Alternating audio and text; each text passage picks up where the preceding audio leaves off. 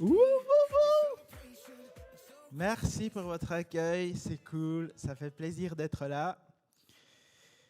Alors, donc je me présente, je m'appelle Ave, je suis le mari de Nathalie, Nati, qui est venue parler il y a quelques semaines elle a parlé des outils et tout ça, elle était habillée en jardinier. Donc là, vous voyez une photo de famille, nous avec nos 4 enfants qui se cachent quand ils se voient à l'écran, voilà. Ouais, ils sont magnifiques. Amen, amen. Et d'ailleurs, c'est à ma femme donc, que j'ai emprunté les affaires d'aujourd'hui, parce que voilà, elle fait du volley. Et puis, l'image d'aujourd'hui, c'est celle du sport d'équipe. Et avant ça, on va prier. Merci Dieu, parce que toi, tu penses à nous avant qu'on pense à nous-mêmes. Merci, parce que c'est toi qui as voulu ce moment. C'est toi qui as voulu qu'on soit là. On veut juste t'ouvrir nos cœurs. Et voilà, viens nous parler et viens nous pointer des choses pertinentes pour notre vie. Amen. Cool. Alors, le but d'aujourd'hui, donc, c'est de comprendre c'est quoi le sens de ces dimanches. En fait, ça rime à quoi de faire tout ça? Et l'image qui va nous accompagner, c'est celui du sport d'équipe. Si tu peux me... Ah ouais, vas-y, on essaye. Voilà, ok. Alors merci. C'est vrai que le plafond n'est pas très haut. Ok. Donc, dans un sport d'équipe, il y a qui? Pour commencer, il y a Dieu, qui est l'entraîneur qui est là, qui croit en nous, qui est avec nous tous les jours et qui voit, qui a un plan d'entraînement personnalisé pour chacun de nous. D'un côté, vous avez l'entraîneur. De l'autre côté, il y a l'équipe. Donc, c'est les personnes qui sont à côté de toi aujourd'hui. Tu peux regarder, faire un joli sourire à travers le masque, faire coucou dans ce petit moment de gêne. Voilà. Et c'est des gens qui sont là et qui sont différents de nous, mais qui font partie de la même équipe. Et puis après, il y a moi, ma relation avec l'entraîneur, ma relation avec toi, notre relation les uns avec les autres. Et tout ça, ça forme une équipe. Et puis il y a les entraînements. Les entraînements, c'est en plus petit comité, c'est les connects, où on peut s'équiper, s'encourager les uns les autres, apprendre les nouvelles techniques. C'est comme ça qu'on fait une manchette, c'est comme ça qu'on fait un service. Ah, j'ai peur maintenant. Voilà. Et puis il y a les matchs. Les matchs, c'est les moments où on se bat ensemble contre un ennemi, contre l'ennemi. Et il y a des matchs dans la semaine des fois, mais il y a surtout aussi un match le dimanche qu'on vit tous ensemble. Et c'est ça un peu les célébrations. Et ça, c'est quoi le rêve de Dieu pour ces célébrations? C'est quoi le rêve de Dieu pour ces moments où on se rassemble? On va lire le psaume 100. C'est facile à retenir, psaume 100, pour donner un peu une image du rêve de Dieu pour ça. Poussez des cris de joie en l'honneur de l'Éternel, habitant de toute la terre. Déjà, ça donne le ton, tu vois. Pousser des cris de joie. Ouais, c'est quelque chose de dynamique, tu vois. La joie. Ah, c'est ça, c'est juste. C'est vrai que souvent, des fois, en Suisse, notre joie est très intérieure.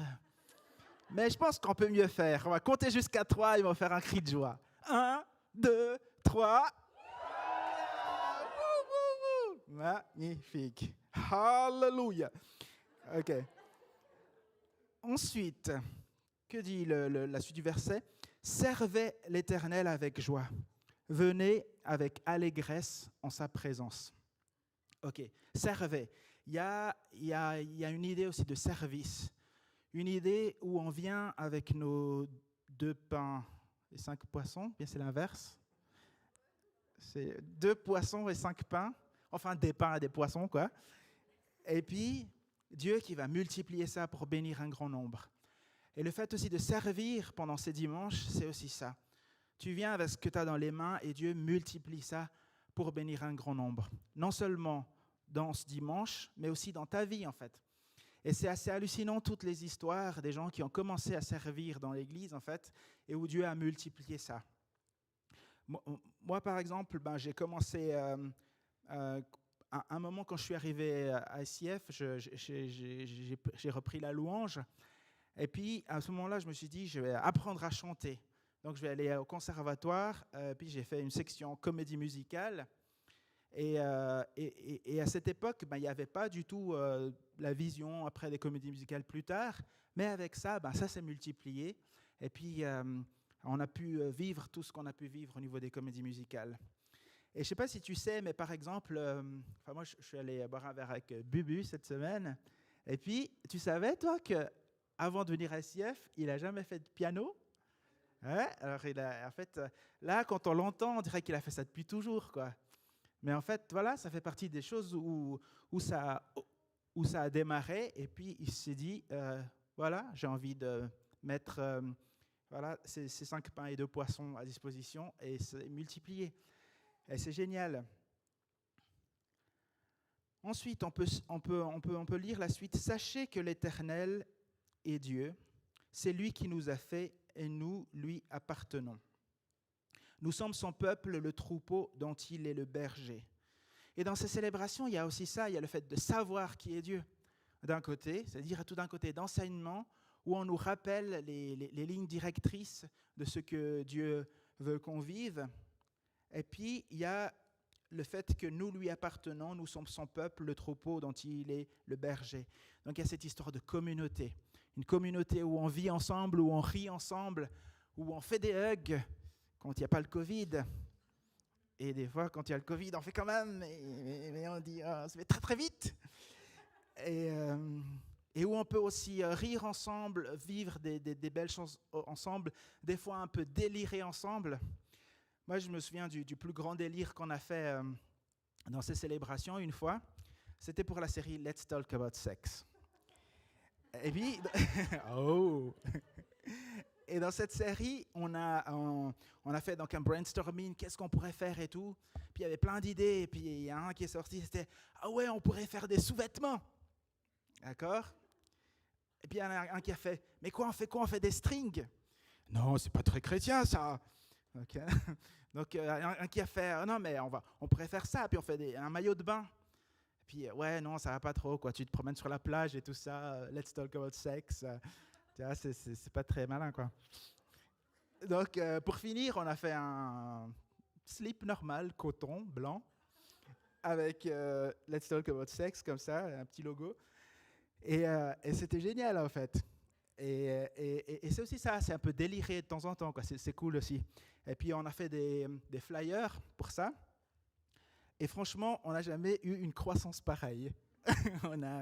on a dû doubler les cultes et tout parce qu'on n'arrivait pas à les faire rentrer, les gens, alors que c'était même pas le Covid, tu vois. C'était juste physiquement, ils ne pouvaient plus entrer.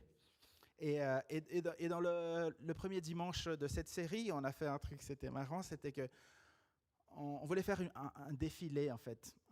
Voilà, défilé sous-vêtements. Maintenant, comme je le dis, je vois, c'est pas très juste, mais à l'époque, on trouvait ça trop cool. Et puis, on a fait une rampe comme ça, et on a éteint les lumières et tout, on a mis des UV.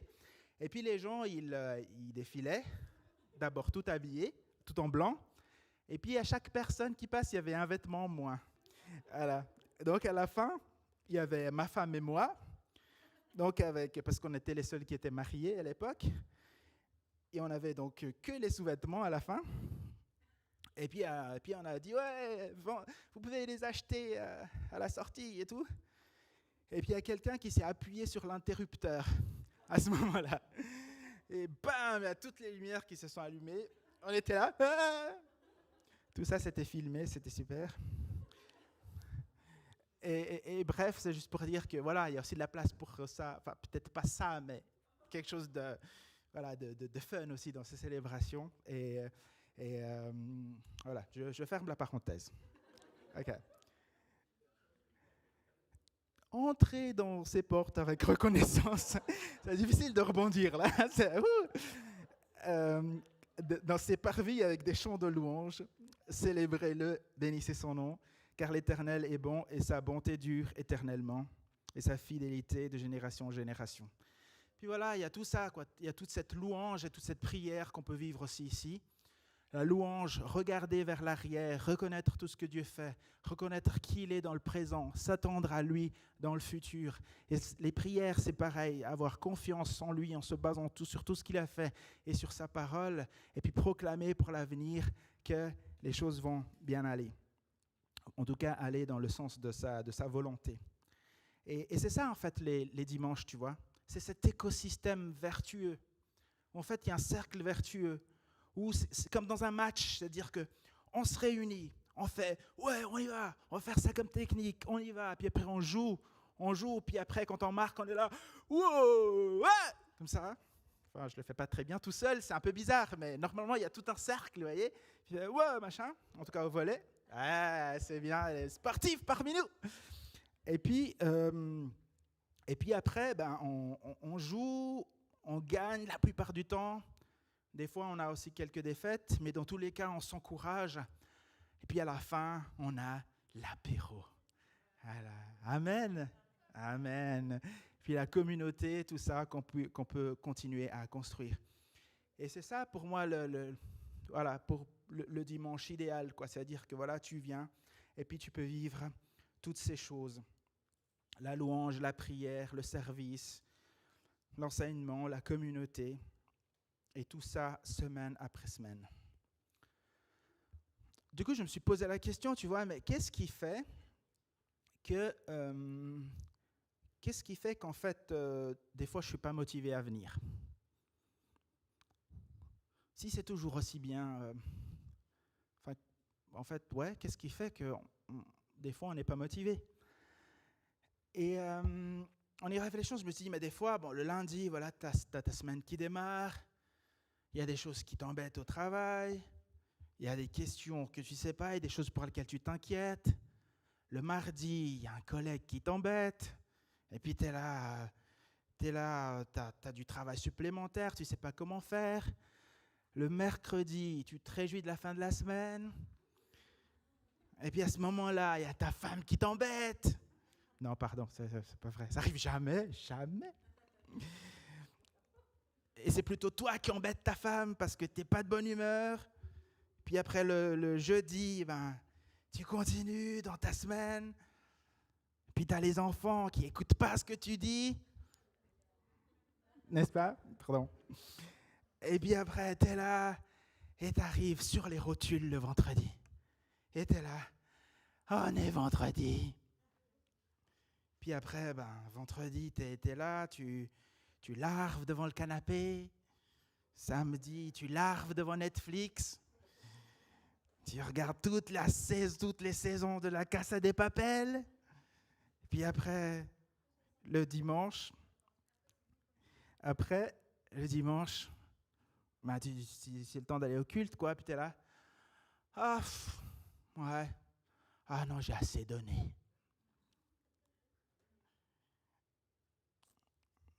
Je ne sais pas si ça vous arrive des fois, mais des fois, moi, ça m'arrive. Mais par contre, quand je vois un fil rouge, quand je commence à voir clair sur ce que Dieu fait dans ma vie, quand petit à petit, je vois qu'en fait, tout ça, ça fait partie d'un tout, où il conduit mes pas, où il conduit ma vie, je me reprends en main et puis je dis non, je décide d'y aller et je vais voir, parce que je vais prendre au sérieux tout ça. Et puis après, tu viens, et puis après, il y a Stéphane qui te dit « Viens tous les dimanches !» Puis tu es là Puis après, tu regardes ton agenda, ok, ça, je peux déplacer. Ouais, en fait, c'est quand même possible, en fait. Ouais, puis après, tu prends le truc au sérieux, puis en fait, tu avances. Puis après, il y a Christelle, le dimanche d'après, qui te dit « Oui, mais c'est qui les gens que tu as à cœur ? Commence un connect avec eux. » Puis tu es là, ouais, c'est vrai ça. Je pourrais commencer à connecter avec eux. Puis après, tu fais une liste, tu appelles les gens, tu vas boire un verre et tout ça. Et tu vois qu'il y a un pattern, il y a quelque chose que Dieu organise qui est plus grand que toi et qui fait partie de son plan, en fait. Et puis après, la semaine d'après, il y a Thierry et Johan qui parlent. Et puis ils te disent, Ouais, nous, on a bien aimé, nous, avec le recul, même si nos enfants, même si en tant qu'enfants, ben, nos parents nous obligeaient un peu des fois à aller au culte, ben, maintenant, on est reconnaissant. Alors voilà, on oblige ses enfants à venir au culte.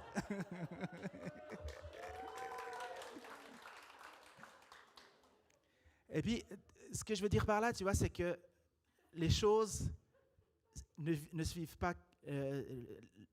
Le match, il ne commence pas le dimanche. Il commence la semaine, en fait. Il commence par prendre au sérieux ce que Dieu te dit, de l'appliquer dans la semaine, d'avoir tous les jours un débriefing et d'avoir le débriefing du dimanche, tous ensemble, comme le match, tu vois. Et c'est ça le point, c'est que ça ne commence pas le dimanche, ça commence avant, et puis encore ça continue la semaine d'après, et ça recommence, tu vois. Et c'est ça que Dieu a prévu, quoi. C'est le rêve pour notre quotidien. Et puis la clé, c'est de garder cet esprit d'équipe en fait toute la semaine. Parce que l'entraîneur, il est avec toi. Il est avec toi tous les jours. Et tous les jours, tu peux faire un temps mort. Et puis débriefer. Et puis après, au Connect, pareil.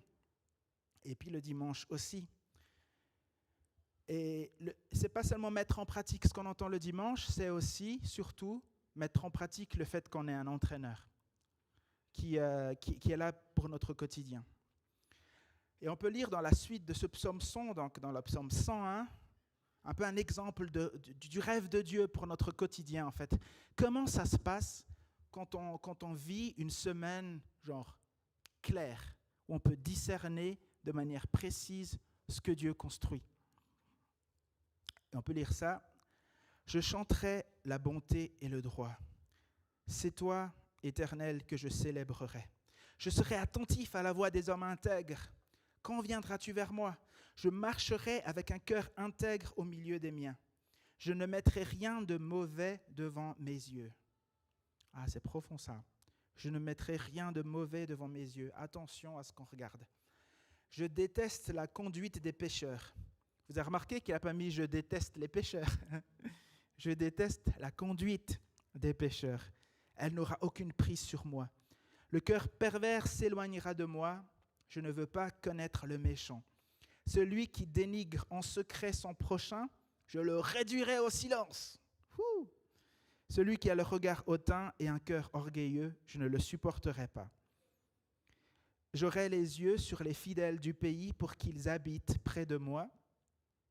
Et celui qui marche dans la voie des hommes intègres sera à mon service. Ça veut dire que voilà, je vais m'entourer des personnes qui m'inspirent et je vais construire avec eux.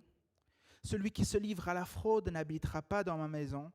Celui qui dit des mensonges ne se tiendra pas devant moi.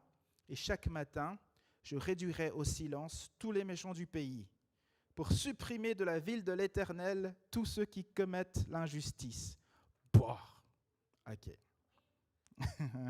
Ouais. Bon, après, il faut adapter au XXIe siècle la Suisse, hein, bien sûr. On va pas tuer les méchants du pays, mais par contre, on va quand même bien combattre l'injustice, quoi. Et puis, comment on fait ça, en fait ? Peut-être quand tu lis ça, tu es là. Quel programme, hein ? C'est difficile hein, de vivre tout ça. Oh là là. Mais moi, je crois que c'est plus simple que ce qu'on pense, en fait.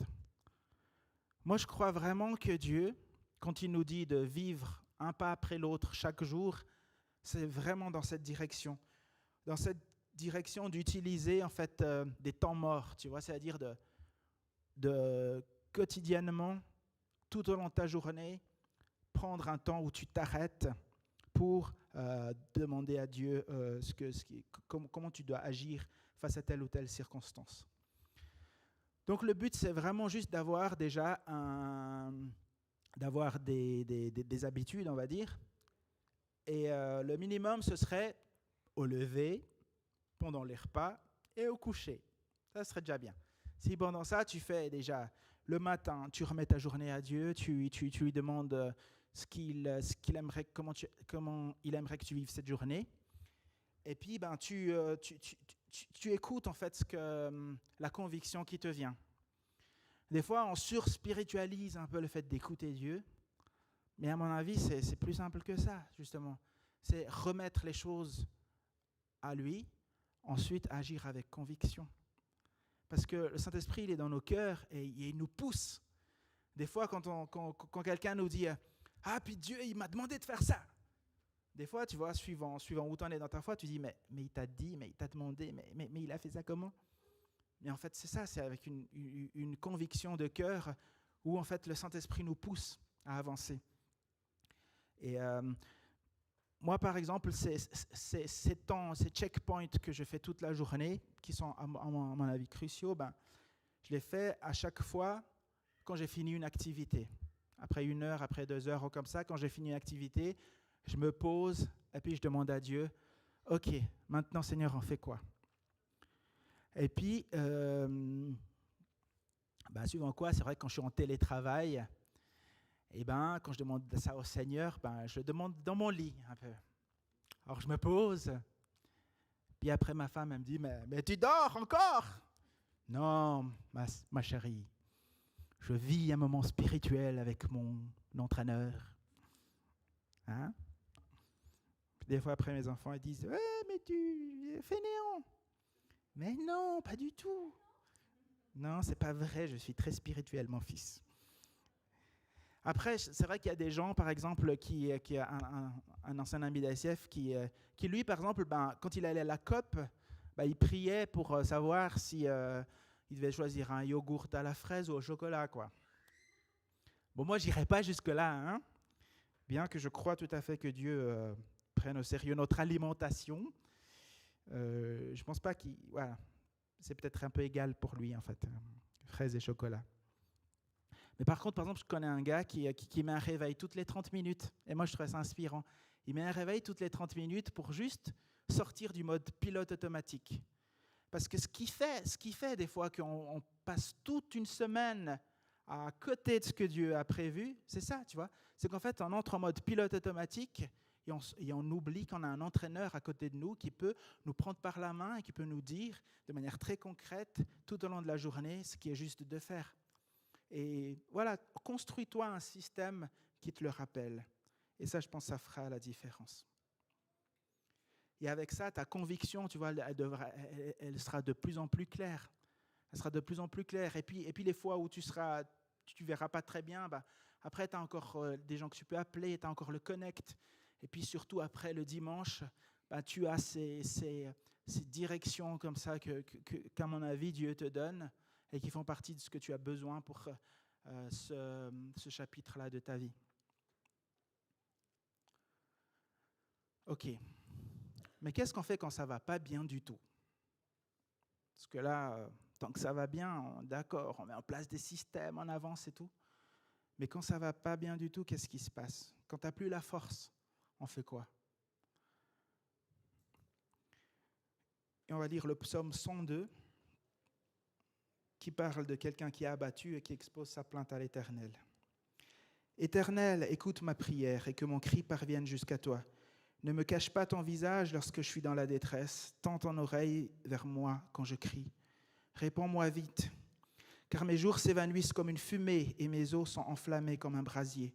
Mon cœur est frappé et se dessèche comme l'herbe. J'en oublie même de manger mon pain. À force de gémir, je n'ai plus que la peau sur les os. Je ressemble aux pélicans du désert. » Ah, il y a des pélicans dans le désert. Ok. « Je suis comme le chat-huant des ruines. Je suis privé de sommeil et je ressemble à l'oiseau resté tout seul sur un toit. Chaque jour, mes ennemis m'insultent, ils se moquent de moi. Ils emploient mon nom dans leurs serments. Je mange de la cendre au lieu de pain et je mêle des larmes à ma boisson à cause de ta colère et de ta fureur. » Ouh, à cause de ta colère et de ta fureur. Ouh, il parle à Dieu là quand même. Hein? Oui, tu t'es emparé de moi et tu m'as rejeté. Ouh, est-ce que c'est théologiquement très juste ça ? Est-ce que vraiment Dieu nous rejette ? C'est bizarre. Mes jours déclinent comme l'ombre du soir et je me dessèche comme l'herbe. Mais toi, Éternel, tu règnes éternellement. Et on se souvient de toi de génération en génération. Tu vois, ce que j'aime bien dans les psaumes, c'est que c'est que les gens qui l'ont écrit, ils ouvrent leur cœur à Dieu, mais sans filtre. Ils sont vrais. Et souvent, et des fois, quand on n'a plus la force d'aller vers Dieu, c'est qu'on n'a plus la force d'aller faire bonne figure devant Dieu. Tu vois ? Et puis ça, c'est parce que Dieu attend. Il n'attend pas de nous qu'on fasse juste bonne figure. Il attend de nous qu'on parle comme il parle dans ses psaumes, comme les psalmistes y parlent, où on peut vraiment être vrai et dire à ce qu'on pense. Et pas besoin de faire bonne figure, tu vois. Moi, souvent, quand il y a des choses quand ça ne va pas, souvent je prie et puis je dis, mais Seigneur, je ne comprends pas. Je ne comprends pas. Je ne vois pas comment c'est possible. Il y a ça qui se passe, il y a ça qui se passe. Je ne comprends pas. Et après, des fois, je dis genre, ouais, bon, parce que c'est comme ça aussi. Bon, tu vois, de toute façon, tu fais. Moi, je ne me mêle plus de ça. Toi, tu vas intervenir. Puis après, quand je m'entends dire ça, en fait, je me souviens, tu vois, qu'en fait, oui, c'est vrai.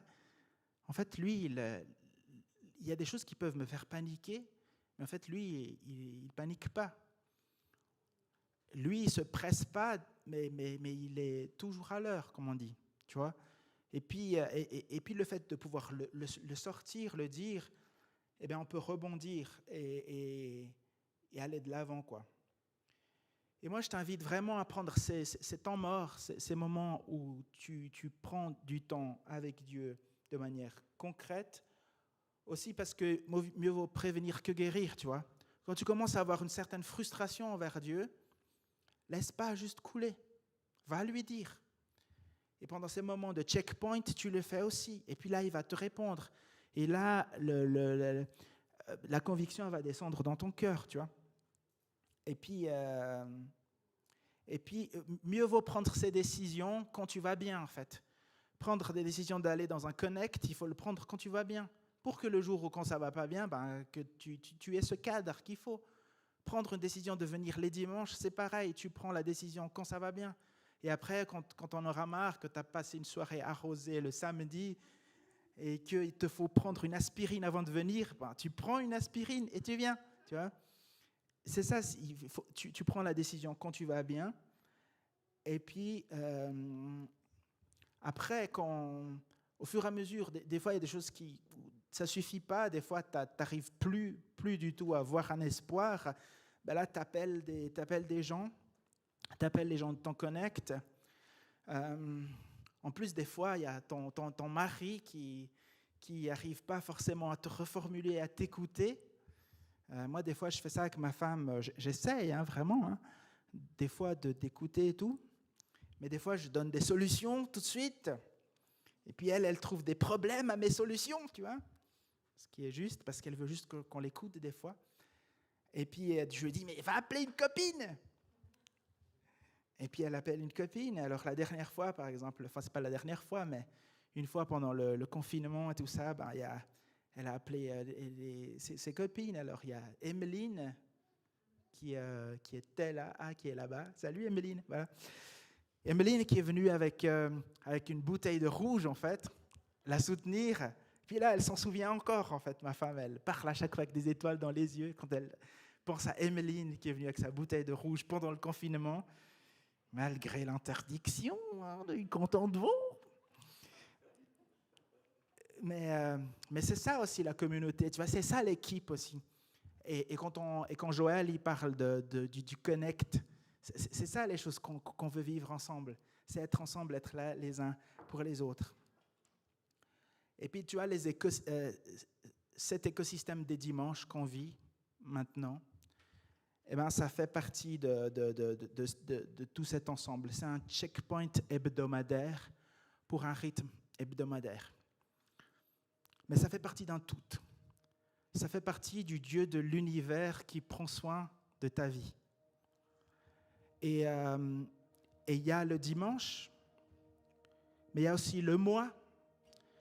Quand on fait une série, par exemple là on fait une série sur la communauté, si tu es là, à mon avis, c'est parce que c'est une étape aussi de ta vie où Dieu te conduit, t'amène, te fait poser la question, qu'est-ce que ça veut dire pour toi ? Il faudrait faire partie de cette communauté, il faudrait avancer, être entouré, pas avancer tout seul, etc. Parce que c'est un peu le thème du mois. Le mois prochain, on aura un autre thème sur le Saint-Esprit, je crois. Ou bien en tout cas, avancer ensemble, avancer avec Dieu dans la vie. Puis voilà, ce sera un autre thème. Et c'est de nouveau un chapitre que Dieu construit. Et ça, c'est le mois. Et puis après, il y a l'année, tu vois. Et puis, il y a ta destinée. Et pour finir, ce dimanche, c'est juste un point pivot pour ça, qui te permet de, voilà, toutes les semaines, recevoir de nouveau des indications, vivre de nouveau la communauté, servir de nouveau. Et tu repars de là, tu vas dans ta semaine et tu mets en pratique. Tu fais tes checkpoints tous les jours, plusieurs fois par jour. Et après, tu as des victoires que tu as envie, ou tu as envie de louer après Dieu, et dans la semaine et le dimanche. Et aussi, tu auras des questions avec lesquelles tu pourras venir le dimanche d'après, tu vois. Et voilà, c'est dans ce contexte qu'on veut vivre ce qu'on vit ici. Il y a beaucoup de choses qui ont été dites. J'aimerais juste te proposer maintenant, pour finir, de prendre 2 minutes où tu peux juste réfléchir à tout ce qui a été dit et prendre un truc que tu veux prendre avec toi. Un truc que tu aimerais mettre en pratique cette semaine et que tu pourras vivre dans tes checkpoints. Ça peut être... moi, ce que j'ai envie de dire, c'est de vivre à fond cette saison, quoi. Parce que c'est comme ça qu'on va vivre des grandes choses. C'est quand on est entier, qu'on se donne les uns pour les autres et à Dieu.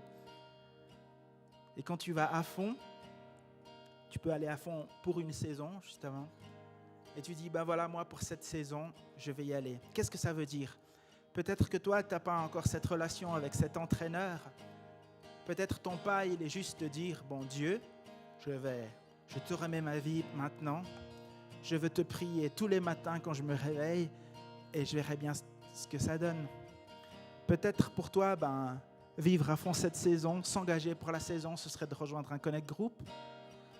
Tu as la possibilité, à la fin, il y a des cartes de feedback virtuelles où tu peux scanner le QR code et puis nous dire si tu as des suggestions d'amélioration, ou bien nous raconter aussi ce que tu as vécu, ou bien si tu as envie de rejoindre un Connect, ou bien une équipe, tu peux aussi vivre ça comme ça. Et avancer dans la bonne place. Peut-être toi, tu t'es fatigué à un moment donné de servir, et des fois c'est aussi parce que des fois on n'est pas à la bonne place. La place où Dieu nous appelle, elle correspond à notre design, et souvent c'est quand même une place où on a plus de facilité que les autres qui nous entourent.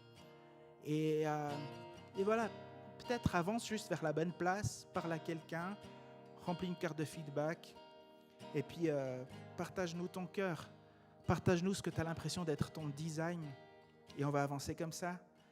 Et peut-être, toi, tu es déjà à la bonne place, tu sers et tout ça, puis tu es content. Moi, j'ai envie de t'inviter à prendre quelqu'un avec toi. Parce que c'est ça une équipe. C'est de prendre quelqu'un et d'avancer ensemble et de gagner ensemble. Et voilà, réfléchis peut-être qui tu peux prendre avec toi. Donc, prenons encore 2 minutes pour ça, où tu peux t'adresser à ton Créateur maintenant.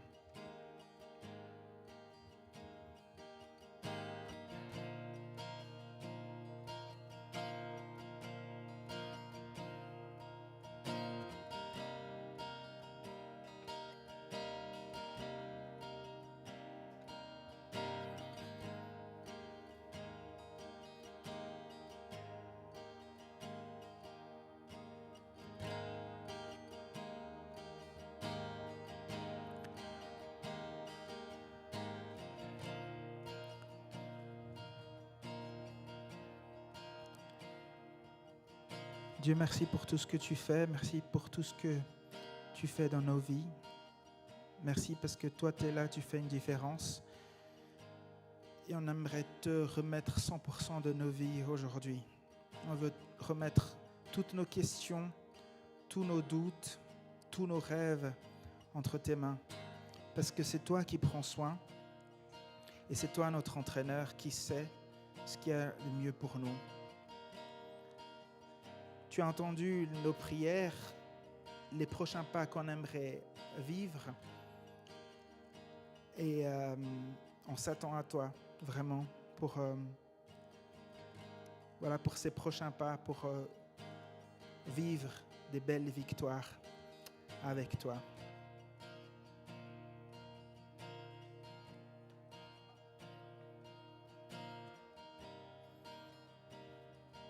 Amen. Cool.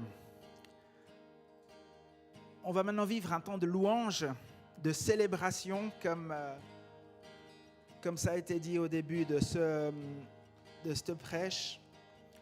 Poussons des cris de joie en l'honneur de l'Éternel. Habitants de toute la terre, je vous invite à vous lever. Servez l'Éternel avec joie, venez avec allégresse en sa présence. Sachez que l'Éternel est Dieu. C'est lui qui nous a fait. Nous lui appartenons. Nous sommes son peuple, le troupeau dont il est le berger. Entrons dans ses portes avec reconnaissance, dans ses parvis avec des chants de louange. Célébrez-le, bénissez son nom, car l'Éternel est bon. Sa bonté dure éternellement et sa fidélité de génération en génération. Wouhou!